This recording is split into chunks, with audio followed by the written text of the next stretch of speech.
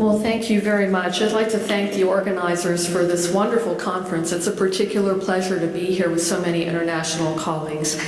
Thanks to Chen Li for organizing this session and to my co-authors. So my title is partly conceptual, but it also concerns a very specific question. And let me see if I got this right. That is, should cognition be a part of frailty ascertainment? So I just want to ask the crowd, how many think that cognition should be a part of frailty ascertainment? All right, and how many think it should not be? Okay, so this is very interesting, and I expected to see a little more heterogeneity than that, which would have been natural, because to answer this question, one really has to answer another question, and that is, what are we talking about? What is frailty? And so my goal is to address the first question with respect to a very specific conceptual framework regarding what frailty is. So here is my conceptual framework. I'm sorry that has become so small, but this is similar to what Chen Li articulated. Certainly, in short, what I hypothesize is frailty is a medical syndrome reflecting a very specific physiological state. And so in particular, that state has a hallmark which has long been recognized by geriatricians, and that is a very specific vulnerability to adverse outcomes, articulated, for instance, by Buchner and Wagner in their classic paper.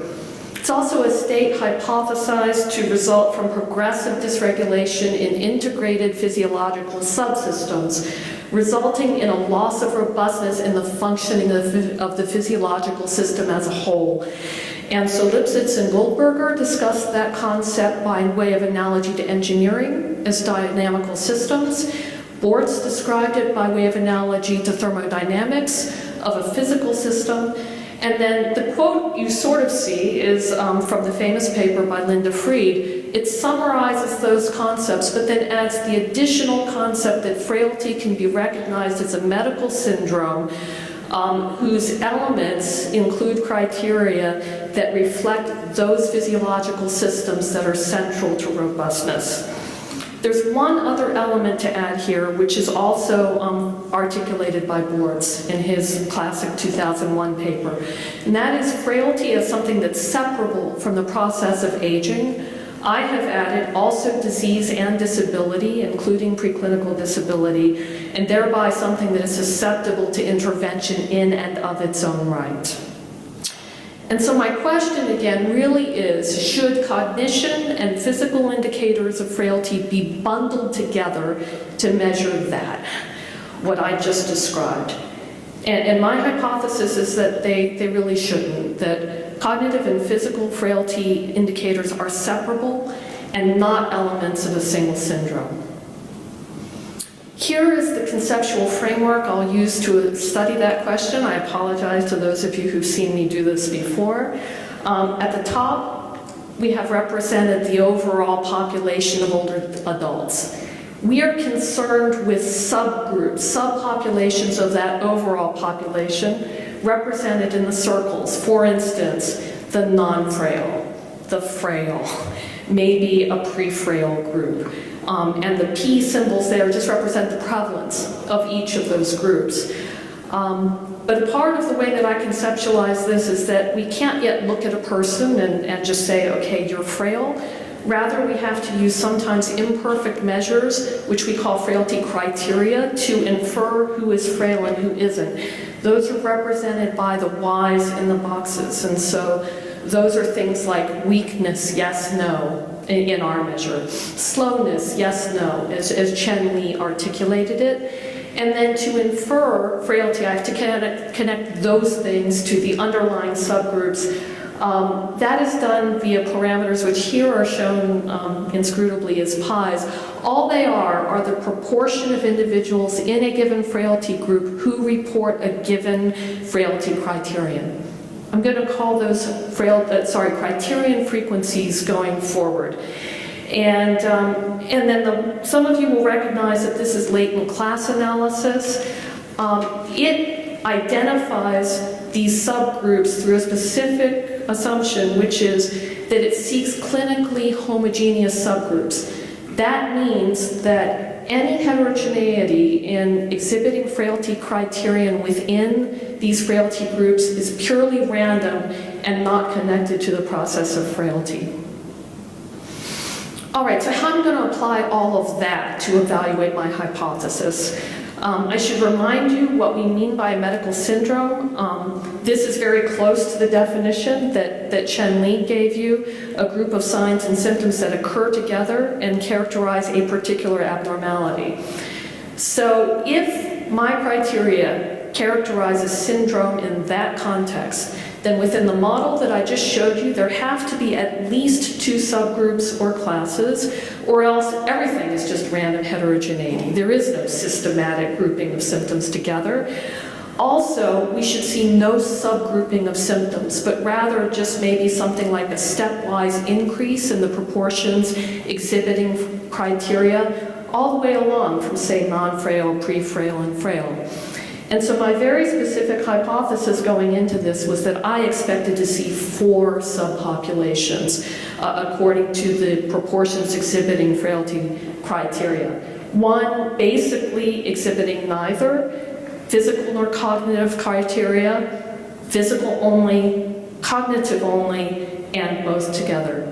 And that hypothesis was motivated from 2 prior studies I've had a part in, one which uses framework to illustrate the behavior of physical frailty indicators as a syndrome, and the second of which demonstrated some separation in cognitive and physical items. Here are the data that I will use. Primary analyses in the Women's Health and Aging Study 2. Very briefly, that study comprised initially functionally either not disabled or only very mildly disabled older women. I'm employing the first 5 rounds of that study, spanning a period of about 7.5 years, giving frailty the opportunity to evolve, so a total of 1,850 records. Of course, there are correlations among measures of the same person. We have to deal with that, and I did that with a robust variance correction.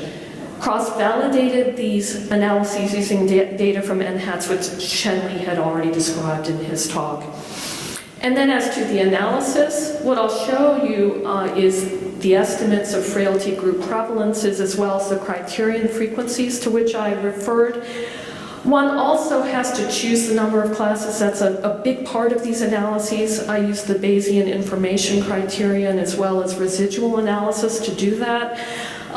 We also conducted a range of sensitivity analyses incorporating different frailty criteria, different cutoffs. Either one of those I can talk about after the talk.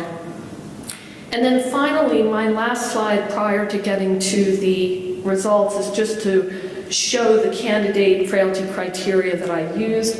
They are named over here. The first 5 are the physical criteria. The last 2 are the cognitive criteria. Chen Li already described them for you in the NHATS study.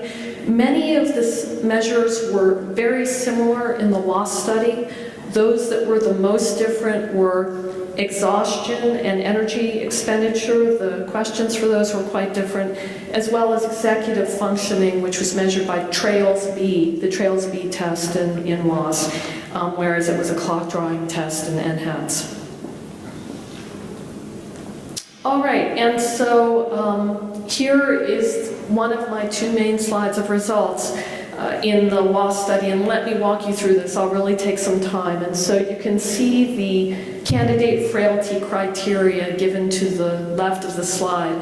The numbers right adjacent to it is the overall proportion with the criterion in the overall population. Chen Li also mentioned quintiling. And so we did our best to define each frailty criterion as positive if an individual was at or below the 20th lowest percentile of health in the population. We did that so as to not appear to engineer cognitive and physical patterns just due to, say, cognitive criteria being less prevalent than physical criteria. And you can see here we did a pretty decent job of that, except we weren't able to achieve that in the top 2.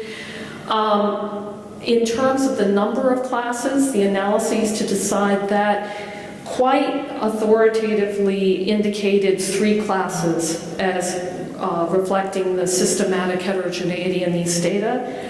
Here are the, what I would calling the criterion frequencies. To just walk you through one of them, this number of 0.07 has the interpretation that we estimate in that first subpopulation, 7% of individuals have the criterion of frail according to weight loss. So if you look at the patterns of these, first class is low proportions with any frailty criterion, reasonable to call that a non-frail class up to measurement error.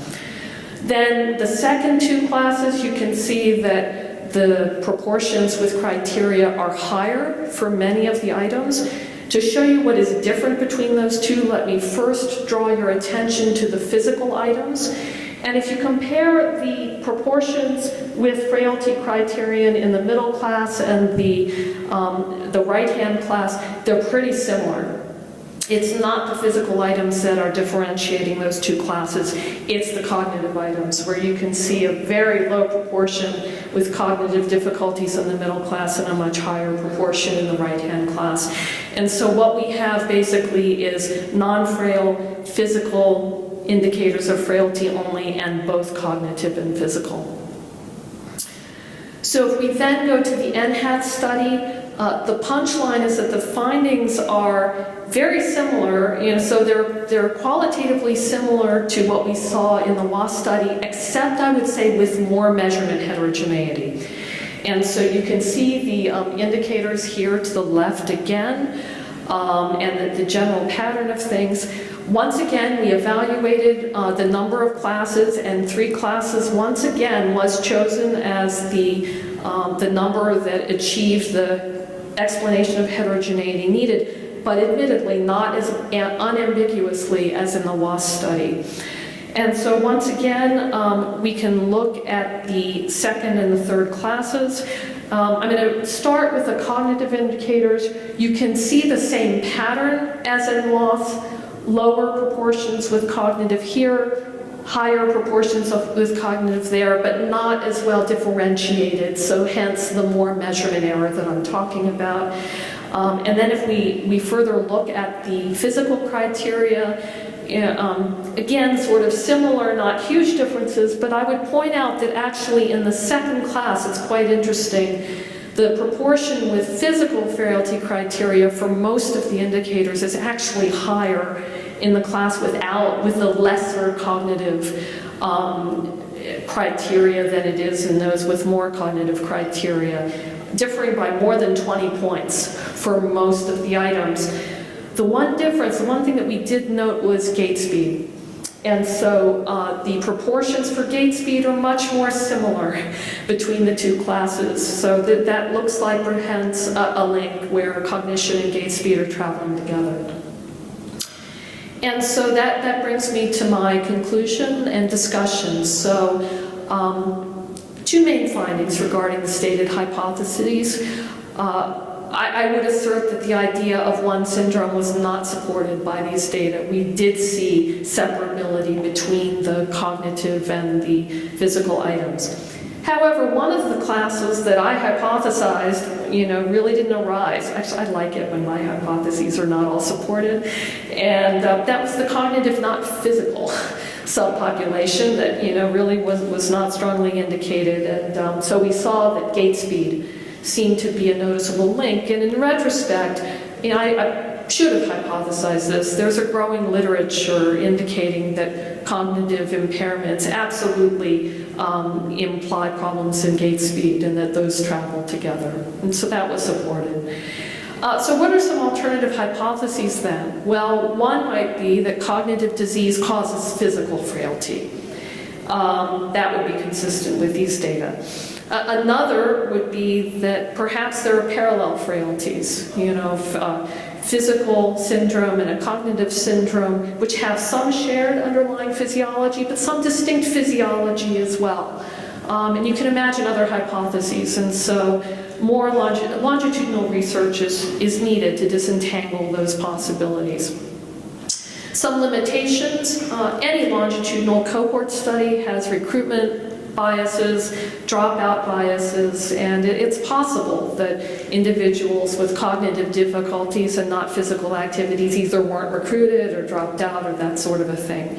I had originally listed measurement error here. I decided it was too difficult to talk about, but one that's not difficult to talk about is that individuals with cognitive difficulties may not report things like exhaustion like people who don't have cognitive difficulties do.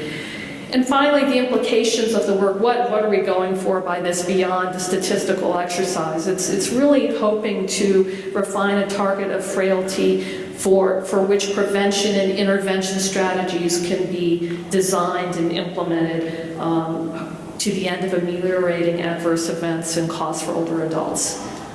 Thanks very much for your attention.